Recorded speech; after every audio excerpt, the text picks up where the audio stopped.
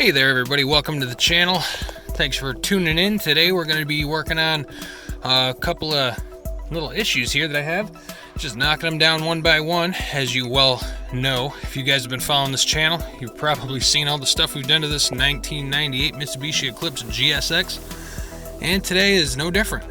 We're going to be fixing a little issue I've been having with this radio since I picked it up. The factory head unit here. But before we get into that, wanted to shout out to all you subscribers that have just joined in and everybody that's been following along. Thanks for watching, thanks for commenting, thanks for liking.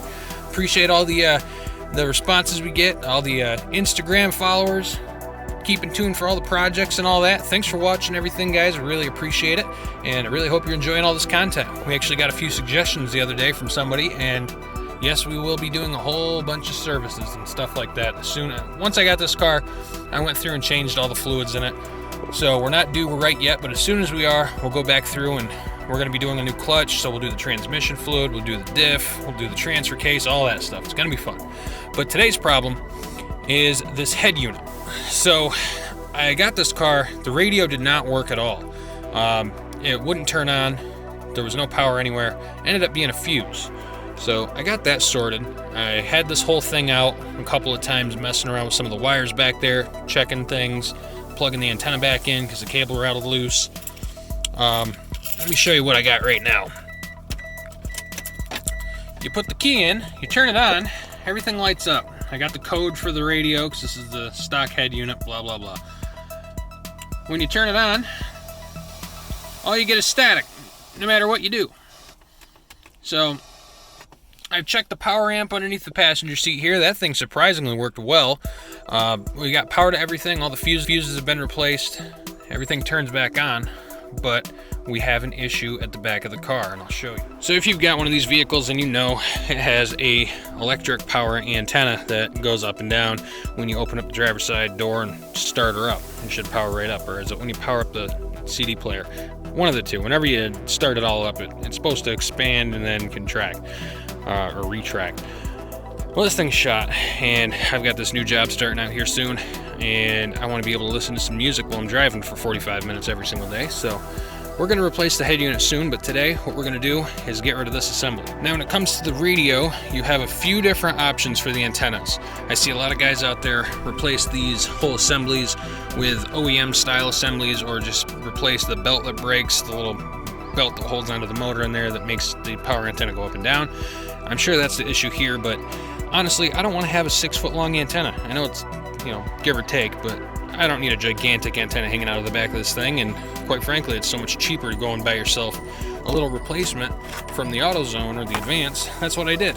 So I ran over and I picked up this. This is basically a universal fitment antenna.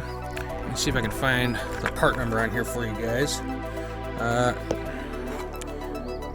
There she is. It's a black rubber antenna, 36 centimeters. So let's see. Here's the information down below. If you guys end up needing it, that's the UPC number. All right, so instead of replacing this with a factory unit, or taking it out altogether and replacing this hole with a a 25 mil black plug or something like that to plug the hole, we're just going to take this one out, and then we're going to stick this one on in its place, and it'll look a little something like that. But this little kit right here has a adjustment screw on the bottom of it, so we can set it nice and tight. It has a nice long cable in there, so we shouldn't have any issue connecting it to the stock cable. And we're going to try to get this antenna working so this radio will turn on in this car, so I don't have to sit in silence. Okay, so once you get all the crap cleared out of the back of your car, I had more tools back here than I can handle. But anyway, got all that moved out. We're going to have to start by pulling your little panel that sits here. I put mine in the back seat here. We got to get all of this this gray plastic trim out of here. So first things first, we're going to take off, let's see, the carpet. It's got to come up. We got to pull out the little covers that go over for your access to your taillights, and that whole side basically has to be pulled out. So we're going to pull out all this stuff to get to it. I'm going to throw you guys off to the side while I do this, and I don't know, should be a fun.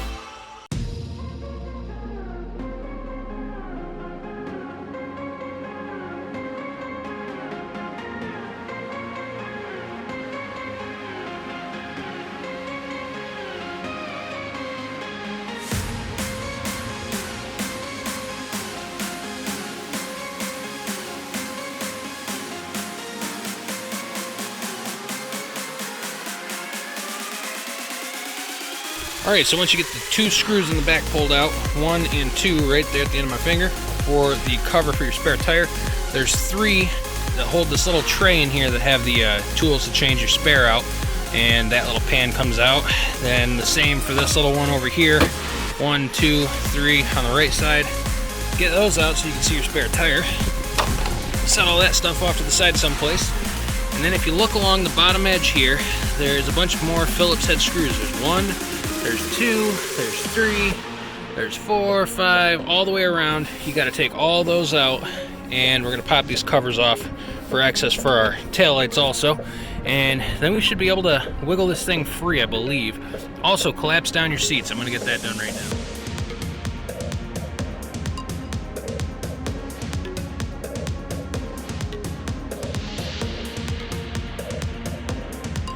So far, we've got all these little screws pulled out around the bottom. Now, if you look in your shock towers, there's 2 more Phillips head screws that you're gonna have to take out. That's gonna release the majority of everything. I believe these ones up front here have to come out. There's one on the left, one on the right, just in front of the back seat latch. The 2 plugs that are right here do not have to come out. This is just to gain access to the latch assembly. I'm gonna take my spare and my jack out, and I don't think I'm gonna put them back in because everybody has roadside nowadays. Why the hell not? I'm gonna pull those out, those last couple of screws in the shock towers, the one in front by the latch, the spare tire out, and see where we stand.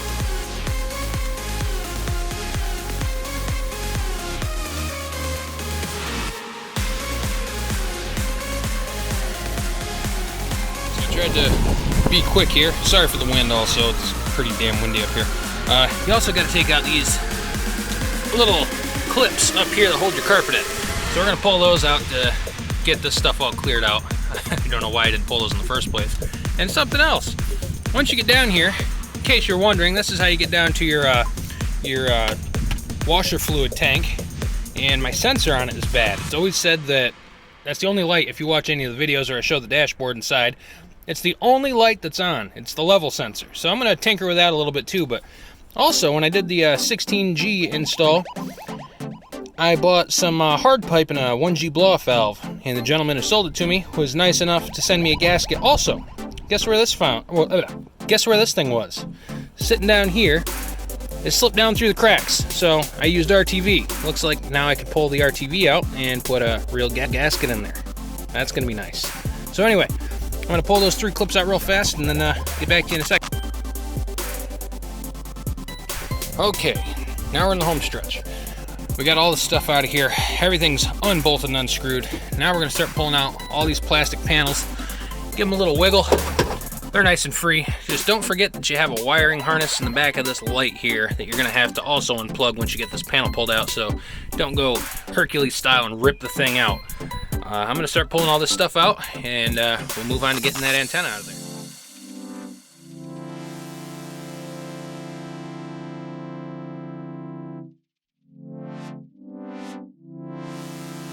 Okay, so if you're doing this job, you don't have to take any of the hardware out of this right side. I did, so I'm going to take all this stuff out, and I'm going to wash it anyway. It needs it. This thing has not been cleaned. Also, it's a good time to bust out the vacuum and clean all the crap out from back here. As you can see, it's pretty well dirty. There's some cobwebs and whatnot, but anyway, before that panel comes out over here, let's see, there is one more screw right there, and there's a plastic, it's like a, there it is, flathead looking bit that screws onto this post right here above the fill line. So make sure you unscrew that too.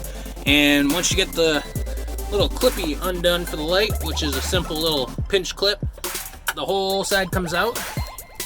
And then we are left with our beautiful broken antenna assembly, which we're gonna take out here shortly. Okay, so it's getting windier out here. Something I just noticed in the back here, your little hatch drains that run through, mine's got a kink in it. So I guess it was a good decision to pull this thing out. So I'm gonna replace this hose, which it pulls right out. You just gotta find something that fits in that little hole right there. And there's one clip holding that part on, so I'm gonna swap that out while I'm in here. And I got some extra line right here. I'm just gonna use that. But now we're over here to our antenna. Now, the antenna, it's kind of a weird situation over here. What we got to do first is get this nut unscrewed. And if you look straight down at it, it's got a star, well, an X. So we got to figure out how to unscrew this real fast. And that's going to let this whole antenna assembly be loose. And down here, we have, let's see, one bolt here and maybe one more. No, I think there's just the one bolt, it looks like. Nope, there's two. There's one down here on the bottom and one here on the top. So we're gonna unscrew both of those bolts and get this thing out next.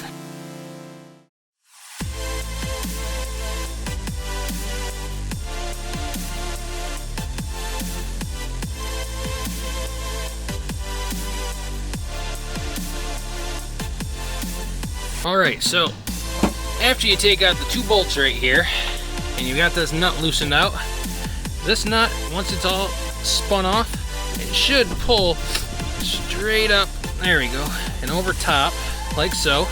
Unplug your little harness, which unplugs from the bottom down here. It just clips in right there. It's a little pinch style clip. And we've got a ground wire to disconnect right there, and we've also got the antenna line right there that we're gonna unscrew, and the motor should come right out.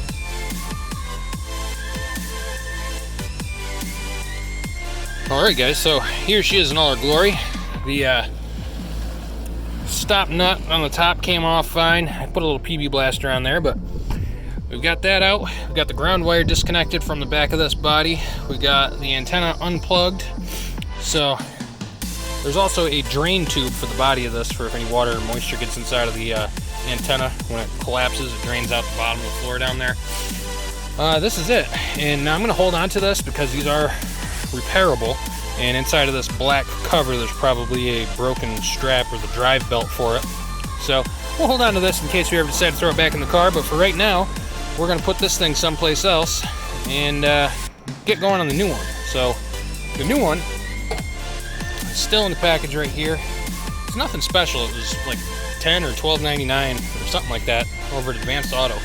And we're going to unbox this thing. We're going to get it mounted up tight in there, and I'll show you how to do the rest. Alright, so here is our antenna. It has a removable top, the whip on the antenna. There is a nut, a steel washer, and rubber 25mm plug for the bottom of the antenna. And this part right here pushes up through the inside of the car. So you slide that up through, then you put your rubber cap on, your metal cover, and then your adjustment nut, then you screw in the antenna at the end. So I'm going to stick you guys on the side and throw this thing in.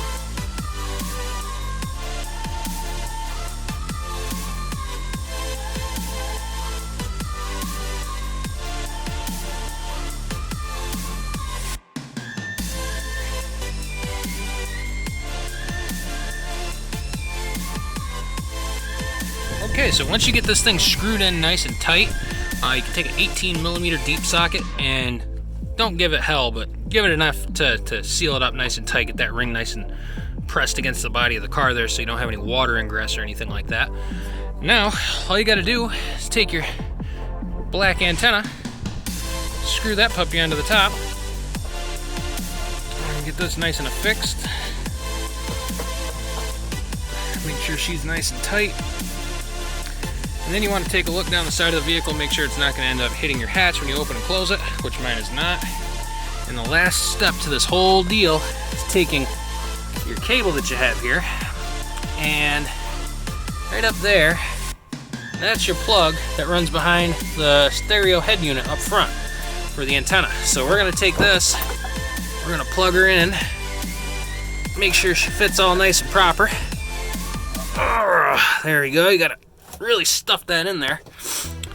Alright, can you see that, guys? Yeah, you can see that right there. Okay, so now that that's plugged in, we're gonna go up front, we're gonna turn on the car and make sure that this thing works. Alright guys, moment of truth. Put the key in. Let's see. Radio is on. Alright, let's help fish and wildlife thrive. Oh, look at that. Looks like we got ourselves working stereo speakers. They're coming in the back, coming in the doors. Everything is finally working. Oh my god. Let's see. Protects and maintains your local waterways for future generations Oh, yeah. to enjoy. All the dials are You working. can get your fishing license. Oh yeah. Go to takemefishing. Well, would you look at that? We ended up with a radio that works. I guess the old antenna was smoked. So anyway, guys, we made it through that project pretty quickly. The back of the car is still all pulled apart, so I'm going to go back there and put all the interior pieces back together. And obviously the installation is the reverse removal. I'm sure you've read that a million times in your Haynes manuals. Anyway, we set out to fix an antenna today and we knocked it right out. So I'm happy with today's results. And if you guys have enjoyed the video, make sure you give it a thumbs up down below. We appreciate that. And the more thumbs ups you give, the more people like you will be able to actually see these videos, and hopefully it'll promote our channel a little bit more to the people out there with the DSMs that are trying to figure out how to fix their stuff. So anyway, guys, really appreciate you watching it. And until next time, you guys take care, keep them hands clean. Hope you're all nice and safe at home, and we will see you again right here at today's project guide. Adios, amigos.